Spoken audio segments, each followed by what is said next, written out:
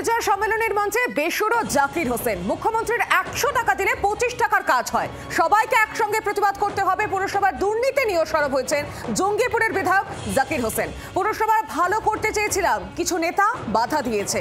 পুরসভার দুর্নীতির অভিযোগে আধিকারিকদের চিঠি দেওয়ার পর বিচার পাননি বলেও অভিযোগ তুলছেন বিধায়ক। ঠিক কি বলেছেন তিনি, শোনাবো আপনাদের।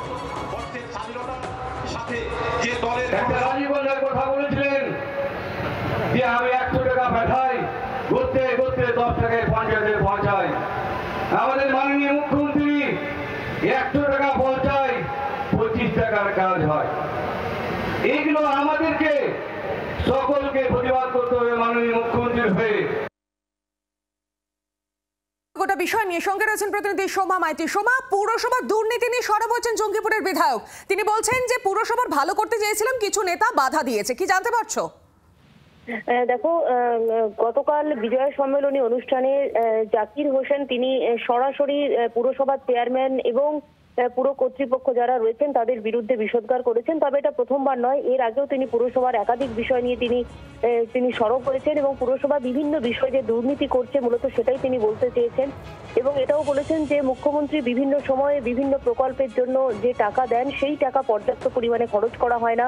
দলের একাংশের নেতারা তারা বিভিন্ন জায়গাতে বিভিন্ন স্তরে তারা দুর্নীতি করছে এবং সেগুলো নিয়ে তিনি সরব হচ্ছেন বিভিন্ন জায়গায়, অর্থাৎ প্রশাসনের দ্বারস্থ হচ্ছেন। তিনি জেলা শাসককে জানাচ্ছেন, জেলা পুলিশ সুপারকে জানাচ্ছেন এবং তার দলের ঊর্ধ্বতন কর্তৃপক্ষকেও তিনি জানাচ্ছেন, কিন্তু কোথাও সুরাহা হচ্ছে না। অর্থাৎ দুর্নীতি যে করছে তার অভিযোগ জানিয়েও কোনো ফল পাওয়া যাচ্ছে না। একাধিক বিষয় নিয়ে কিন্তু নির্বাচনের আগে জাকির হোসেনের এই মন্তব্যে কিছুটা হলেও অস্বস্তিতে দল। ধন্যবাদ সোমা। বেসুরো জাকির হোসেন তিনি বলছেন যে পুরসভায় ভালো করতে চেয়েছিলাম, কিছু নেতা বাধা দিয়েছে। কি বলেছেন তিনি, আরো একবার শোনাবো আপনাদের।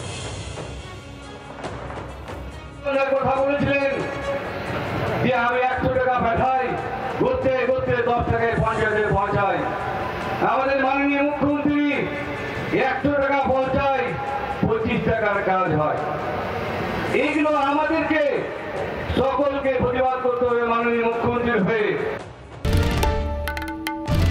বাংলার আওয়াজ, বাঙালির আবেগ, জি 24 ঘন্টা।